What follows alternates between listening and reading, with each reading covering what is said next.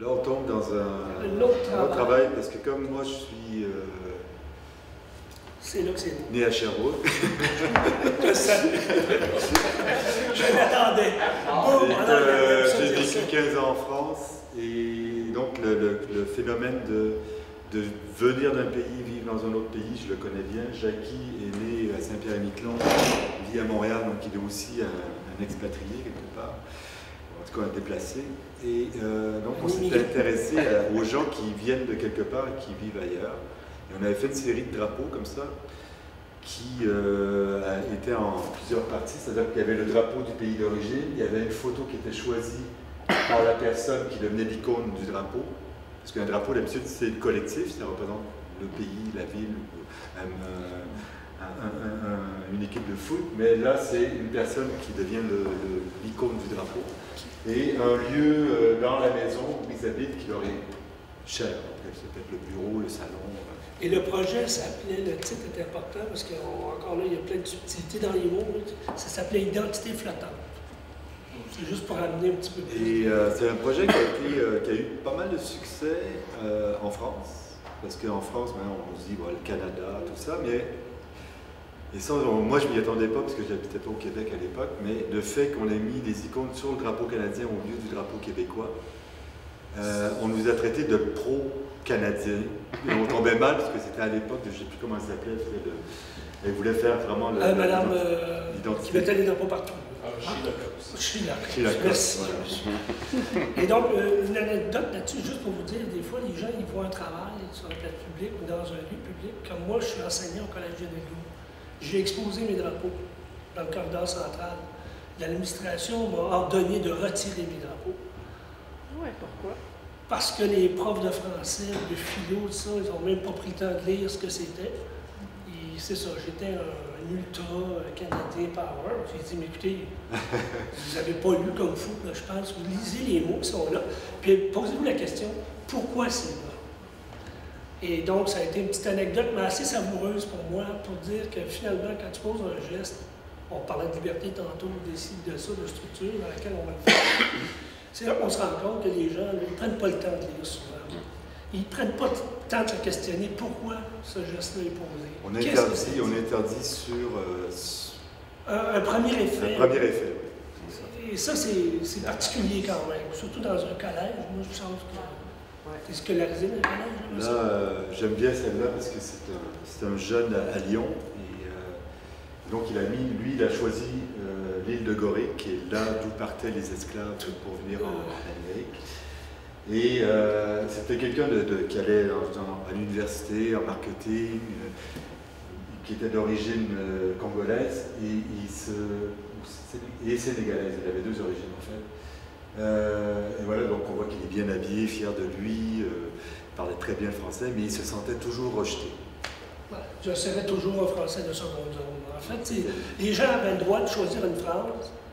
C'est eux qui mettaient la phrase. C'est eux. Nous, on fait rien. On fait juste faire du but. On a mis en place ces éléments sur le plan graphique pour qu'on ait une unité. Par exemple, là, ce qu'on a vu tantôt, les drapeaux français, c'est lui qui a fait les portraits là-bas parce qu'il était à Lyon à l'époque. Moi, j'étais à Montréal, donc vous voyez là que ça commence à. On revient au Québec et à Montréal. Donc, ça, c'est Wajdi Mouawad. Donc là, on a quelqu'un qui maîtrise plus les symboles. Et regardez comment il a dit, moi, je veux Québec, Canada. Il a mis le dessin qui est de guerre. C'est un dessin qu'il a fait à 11 ans quand il était au Liban. Il l'a mis dans le drapeau et il a joué avec, parce que moi, il a mis le drapeau français, le drapeau libanais, parce qu'il a aussi vécu en France. Et ça, c'est la table sur laquelle il a écrit sa première pièce. Ouais, avec son chat qu'il adore. Et donc, lui, il m'avait dit, moi, je vais t'écrire un truc, ça m'intéresse. Là, il a fait un beau jeu de mots. Je trouve qu'en tout cas, c'est bien réussi. Je ne suis pas d'ici, mais d'ailleurs, je suis. C'est une espèce de renversement, encore une fois. Mais là, les gens, chaque personne, peu importe c'était qui, avait pleine liberté d'écrire ce qu'il voulait. Il n'y a pas de censure, tu nous donnes ça, on met ça là. Bon, après, c'est une autre histoire. Ça a été exposé dans plusieurs endroits aussi. Ça a été exposé en Belgique. Ça a été exposé à Montréal, 2 fois en Belgique. Marché Bosco à Montréal. Et la plus belle expo, c'était, dans mon sens à moi, je ne sais pas si je suis qui d'accord. Ben, l'espace est symboliquement très fort. C'était les Invalides à Paris, le Centre culturel canadien à Paris. C'est quand même On a le drapeau canadien qui est au milieu. Vous alliez à exposer au Centre culturel canadien, vous courriez après le coup. En fait, c'est Oui, mais c'est là où c'est là que c'est devenu intéressant parce que l'ancien directeur qui a décédé aujourd'hui, je ne sais plus de son nom, mais très ouvert. Robert Desbiens. Robert Desbiens, c'est ça. Très ouvert. Monsieur qui n'a pas peur de, s'il prend une décision, de dire on vous appuie, allez-y. Catherine Bédard, qui est encore là, qui est une personne aussi extraordinairement ouverte et quand elle choisit quelqu'un ou un travail, elle va le porter. Elle va vraiment le porter jusqu'où elle peut. Donc ça, quand on travaille avec des gens comme ça, là, ça nous met en confiance aussi, parce que nous autres, on n'a pas peur de le faire. C'est de dire, je veux mettre ça là, ta minute. Mais on parlait de qu'est-ce qu'on vous reprochait exactement? Que ça avait l'air du multiculturalisme canadien? Non, c'est parce que au Québec, à l'époque, c'était le fait d'utiliser le drapeau canadien simplement au lieu du drapeau québécois, alors que les gens étaient des immigrés au Québec, ceux en tout cas étaient du Québec, c'était ça c'était comme si... Et alors que moi, dans ma tête à l'époque, comme j'étais en France, je me suis dit, on part du drapeau national et non pas d'un drapeau provincial, donc on va utiliser le drapeau canadien. Mais peut-être, surtout dans le contexte de Lionel Ledoux, à l'époque, c'était très PQ.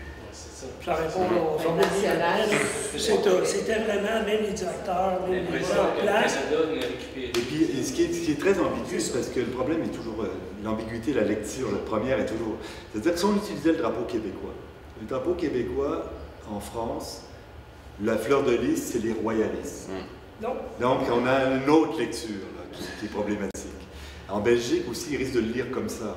Donc, on avait pensé plus large que juste le présenter au Québec. C'était ça aussi, c'est pour ça qu'on avait utilisé le drapeau canadien. Par contre, ce que les gens ne voyaient pas à la première lecture, c'est que c'est quand même les gens qui étaient devant l'unifolié, complètement au centre. Et les mots qui étaient là, c'était leurs mots. C'est pas le mot de nation ou de province, là. C'est une expérience de vie personnelle par rapport à l'immigration. C'est ça, quand on dit lire, il faut lire entre les lignes, souvent. Parce que quelqu'un qui émigre au Québec, ben, c'est le Canada qui l'accueille. Je veux dire, s'il demande la nationalité, on ne va pas lui donner une nationalité québécoise. Il n'y en a pas. Il n'y en a pas encore. Je suis désolé. Donc on est resté dans basique sur la réalité. On voit le drapeau anglais là, plus loin, parce qu'il y avait le British Art Council qui était aussi à côté. Donc, un autre point de vue.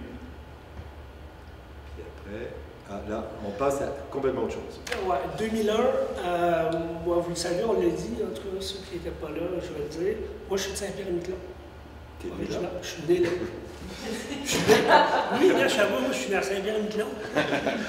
Et puis, à un moment donné, ça faisait beaucoup d'années que dans ma tête, je me disais, bon, la vieille expression qu'on dit, sortir l'homme de l'île, c'est facile, mais sortir l'île de l'homme, c'est très difficile. Et ça, pour moi, c'est une phrase qui est très, très importante. Et je lui ai dit à lui, j'ai dit, je vais faire un travail avec ça, là, puis t'embarques-tu avec moi, parce que faire ça tout seul, des fois, on veut faire tout, mais on ne peut pas. La façon que je voulais, puis on est parti là-dedans, puis on a fait un projet qui s'appelle Une île à la mer. Et donc, ça a été... je vais te laisser continuer. L'idée, c'est Jackie, au départ, voulait mettre toute son île dans une bouteille, la lancer à la mer, pour qu'elle retourne en Europe. Oui, pour que moi, vous comprenez, c'est un peu politico. Alors, après, la problématique était la suivante, c'est comment mettre l'île dans une bouteille. Comment capturer tout ça. Donc, on a décidé de faire des portraits vidéo de tous les habitants de Saint-Pierre-et-Miquelon. Ils sont 6700. Donc, on a commencé, c'était fastidieux. On s'est rendu compte qu'on n'arriverait jamais jusqu'au 6000, qu'il y aura toujours des gens qui vont refuser. C'est correct. Donc mais on a réussi quand même à faire 2001 portraits en 2001. Si on avait été en politique, on aurait été élus. Faites promesse. Alors, ce qui est drôle... Le tiers de la population et toutes les familles étaient touchées. Tout le monde était touché. Et on allait, c'était du porte-à-porte. Ce qui est assez drôle, parce que dans notre pratique, souvent on est dehors, tout ça, mais là, on faisait du porte-à-porte quasiment. Là. Porte-à-porte, dans la rue, au début, sur les lieux de travail, à la plage. Partout. Non-stop. Mais à un moment donné, quand on manquait quelqu'un, vers la fin, Il courait après nous, hey, je n'ai pas fait mon portrait. Là, on se retournait, on se dit, bon, ben, c'est beau, installez-vous là. Ça n'arrêtait pas, là. On a fait aussi les gendarmes, on a fait aussi la police. La police, on a fait le tour de l'archipel avec un bateau militaire. On a réussi à avoir le fumard et on a filmé toutes les côtes. Et tantôt, ben, vous voyez, il y a une photo qui reprend les 7 îles. On a recomposé un archipel avec ça, sous forme de photo. Donc, ce qui est important de dire aussi, c'est que la vidéo, c'était une chose, mais on les a aussi, les 2 millions de portraits, on les a mis sur des timbres. Parce que la bouteille à la mer, c'est une manière de communiquer. Mais le timbre, c'est aussi la poste. Le déplacement. Et on a fait des planches de timbre avec tous les portraits. Et on les a mis dans un portfolio en peau de morue. Parce que chez nous, la morue, vous savez, Saint-Pierre-et-Miquelon, comme Terre-Neuve, existe à cause des grands vents.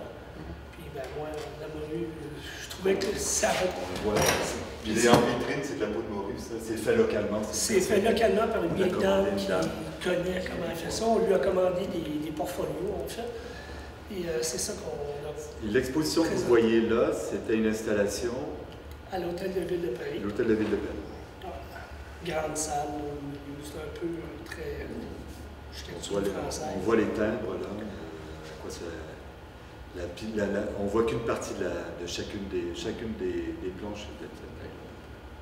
Est-ce que le fait que ce soit Saint-Pierre-et-Miquelon, ça l'a aidé à pouvoir exposer dans l'hôtel de ville? Ça doit être difficile d'exposer dans l'hôtel de ville? C'était... On est tombé, on a rencontré quelqu'un qui...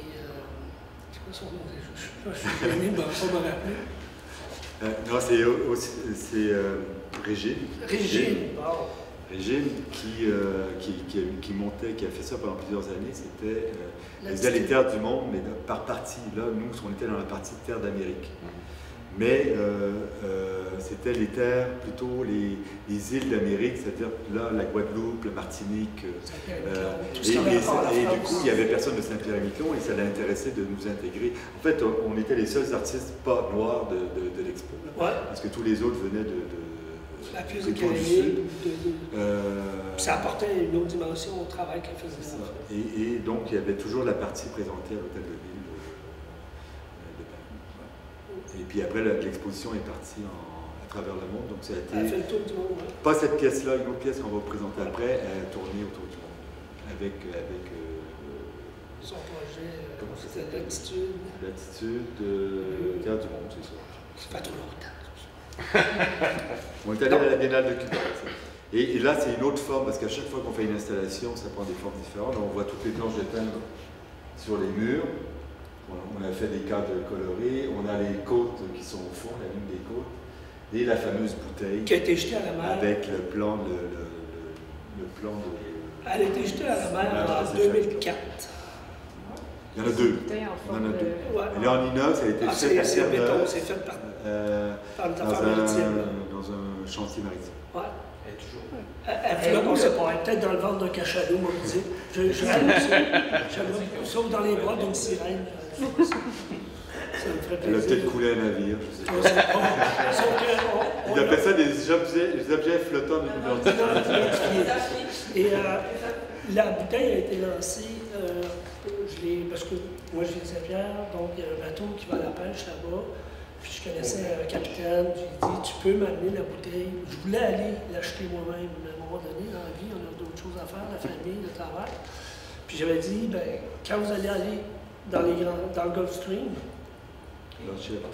drop-la dans l'eau, puis on va voir ce qu'on va aller. Puis à un moment donné, au début, on disait, on mettra un GPS, on pensait tout ça. J'ai dit, non, si tu veux vraiment sortir de l'île du bonhomme, il faut qu'elle parte.